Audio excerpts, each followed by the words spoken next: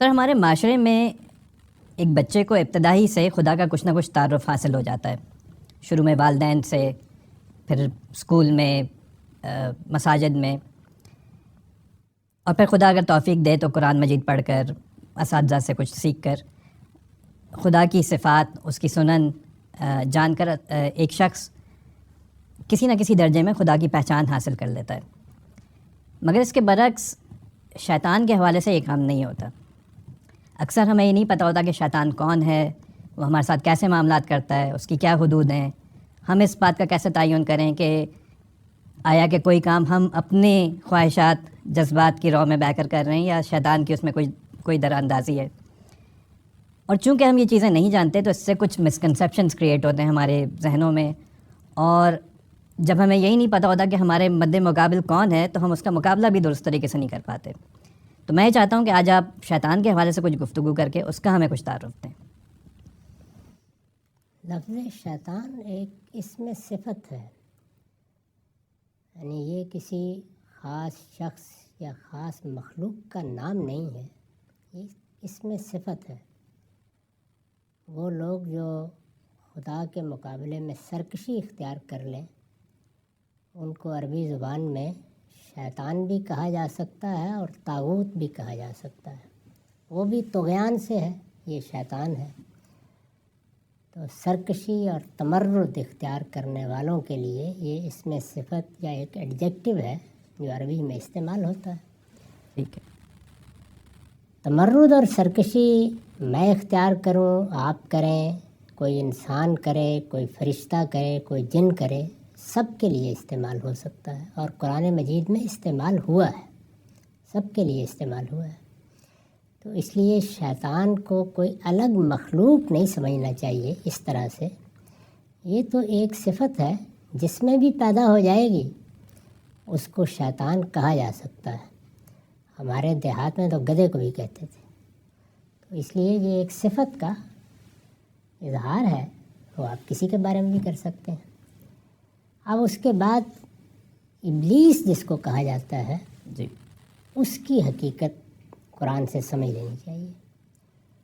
یعنی اللہ تعالیٰ نے جب اس دنیا کی ابتدا کی ہوگی تو ہم سے پہلے جو مخلوقات اس میں بنائی گئیں ان میں فرشتے ہیں، ہم نہیں جانتے کب، لیکن بہرحال وہ اللہ کی ایک مخلوق ہے، اور ارادہ و اختیار رکھنے والی مخلوقات میں سب سے بلند تر مخلوق ہے، سب سے برتر مخلوق ہے۔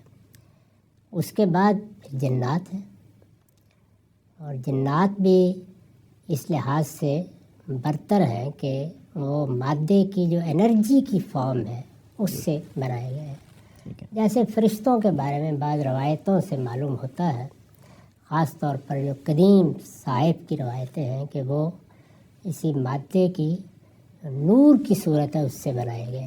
قرآن مجید سے یہ معلوم ہوتا ہے کہ اللہ تعالیٰ کی طرف سے دو چیزیں صادر ہوتی ہیں جس سے تخلیق کا عمل شروع ہو جاتا ہے، ایک قول اور دوسرے روح من ہو۔ تو فرشتے اور روح ہیں۔ ٹھیک ہے۔ بہرحال یہ تینوں مخلوقات اس دنیا میں رہی ہیں، یعنی اس کے بعد انسان بنا دیے گئے۔ تو انسانوں کو جب اس دنیا میں زندگی شروع کرنے کے لیے کہا گیا تو اس میں ایک امتحان برپا ہوا۔ وہ امتحان کس لیے برپا کیا گیا؟ قرآن مجید میں جہاں جہاں اس کا ذکر ہوا ہے تدبر کرنے سے معلوم ہوتا ہے کہ خود آدم کی یا انسان کی تربیت کے لیے منعقد کیا گیا، اس کو تعلیم دینے کے لیے۔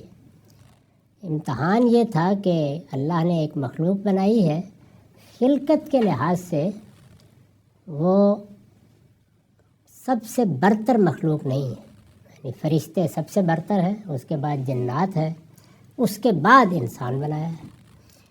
اور اگر ترتیب کے لحاظ سے دیکھا جائے تو جو ان کی خلقت کا مادہ بظاہر معلوم ہوتا ہے اس میں بھی یہی واضح ہوتا ہے کہ اسی طرح سے ان کی حیثیت ہے۔ تو برتر مخلوقات کو اللہ تعالیٰ نے حکم دیا کہ وہ اپنے سے اس کمتر مخلوق کے سامنے سجدہ ریز ہو جائے۔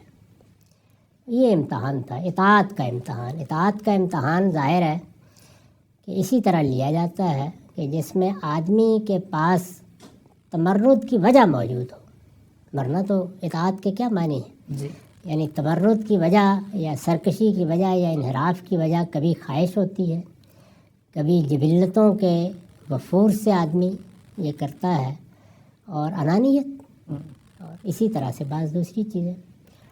تو فرشتوں نے اس میں اپنی کوئی تحقیر نہیں سمجھی، انہوں نے یہ خیال کیا کہ ہم جیسی بھی برتر مخلوق ہیں، اللہ تعالیٰ کے سامنے ہماری کیا حیثیت ہے۔ ہمیں یہ کہا گیا ہے وہ کسی اونٹ کے سامنے، کسی مٹی کے ڈھیر کے سامنے کہے تو ہم سجدہ ریز ہو جائیں گے۔ انہوں نے کوئی تردد نہیں کیا، سب کے سب جھک گئے، لیکن ابلیس تیار نہیں ہوا، اور ابلیس کا نام پرانے صحیفوں میں عزازیل آتا ہے، یہ اسی طرح کا نام ہے جیسے جبریل، میکائیل، اس طرح کے نام ہیں۔ اس موقع کے اوپر اس نے انکار کر دیا اور یہ کہا کہ میں برتر ہوں، اور یہ میرے ساتھ زیادتی کی گئی ہے اور میری انا کو چیلنج کیا گیا ہے، میں سجدہ نہیں کروں گا۔ تو اللہ تعالیٰ نے اس موقع پر اس کو راندہ درگاہ کر دیا، لیکن جب اس نے کہا کہ مجھے اپنا انتقام لینے کی مہلت دی جائے تو مہلت دے دی گئی، ٹھیک ہے جاری رکھو اپنے اس مشن کو، یعنی جب قیامت ہوگی تو جنہوں نے بھی انجام کو پہنچنا ہے، انسانوں نے بھی پہنچنا، اس وقت ہم دیکھ لیں گے۔ اس سے گویا جنوں کے ہاں سے اس کشمکش کی ابتدا ہوئی۔ ٹھیک ہے، اب انسان پر آ جائیے۔ انسان کے بارے میں قرآن نے ہمیں بتایا ہے کہ جب اس کو بنایا گیا تو اس کے اندر دونوں طرح کے داعیات رکھ دیے گئے۔ اس میں دیکھیے الفاظ کیا ہیں، یعنی تقوی اور فجور، فَأَلْهَمَهَا فُجُورَهَا وَتَقْوَاهَا، وہ اپنی جبلتوں کو پابند کر کے سرکشی سے بچ سکتا ہے اور وہ سرکش بھی ہو سکتا ہے، دونوں چیزیں، فجور سرکشی اور تقوی حدود کی پابندی، تو دونوں چیزیں ہو سکتی ہیں۔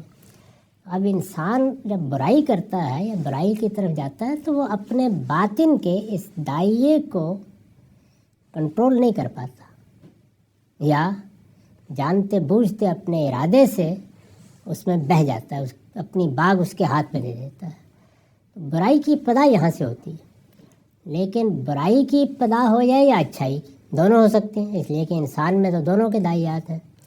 تو اللہ تعالیٰ ایک وقت تک دیکھتے ہیں، یعنی انہوں نے قانون بنا دیا ہے کہ یہ دیکھا جائے گا کہ آدمی برائی کے راستے پر کتنے عزم کے ساتھ چلنے کا فیصلہ کرتا ہے۔ ایسا بھی تو ہوتا ہے نا کہ پھسل گئے، وقتی طور پر ایک کیفیت طاری ہوئی، وہ یعملون بسوء بجہالہ ہو گیا، اس طرح کی کوئی چیز ہو گئی۔ ہو سکتا ہے کہ چند قدم چلنے کے بعد آدمی کو احساس اور وہ باز آ جائے۔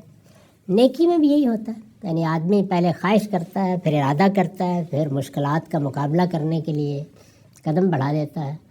تو دونوں صورتوں میں دو مخلوقات کی تائید آنا شروع ہو جاتی ہے، یعنی نیکی ہے تو فرشتوں کی تائید، اور یہ چونکہ اللہ کے اذن سے آتی ہے تو اس کو اللہ کی توفیق سے بھی تعبیر کیا جاتا ہے۔ چنانچہ جن موقعوں پر اس کی ضرورت پیش آئی تو آپ کو معلوم ہے کہ وہاں پیغمبروں کو بھی یہ کہا گیا کہ 5000 فرشتے موجود ہیں اور 3000 فرشتے موجود ہیں۔ اور اسی طرح سے جس وقت ہم برائی پر جازم ہو جاتے ہیں تو ایک وقت ایسا آتا ہے کہ جب خدا سے غفلت ایک جگہ تک پہنچ جاتی ہے تو پھر اللہ تعالیٰ شیاطین کو بھی موقع اذن دے دیتے ہیں کہ اب تم بھی گمراہ کر سکتے ہو۔ اس میں پھر ابلیس اور اس کی ذریت بھی آ کے شامل ہو جاتی ہے۔ ٹھیک ہے، اس کو عام طور پر شیطان سے بھی تعبیر کر لیا جاتا ہے، ورنہ قرآن میں شیطان اور طاغوت کے الفاظ شیطان کے لیے یعنی ابلیس کے لیے بھی آئے ہیں۔ ابلیس تو اس کا نام اس کے بعد پڑا جب اللہ کی رحمت سے مایوس ہو گئے، اصل میں نام عزازیل ہی ہے۔ تو یہ اس کی حقیقت ہے۔ ٹھیک ہے سر۔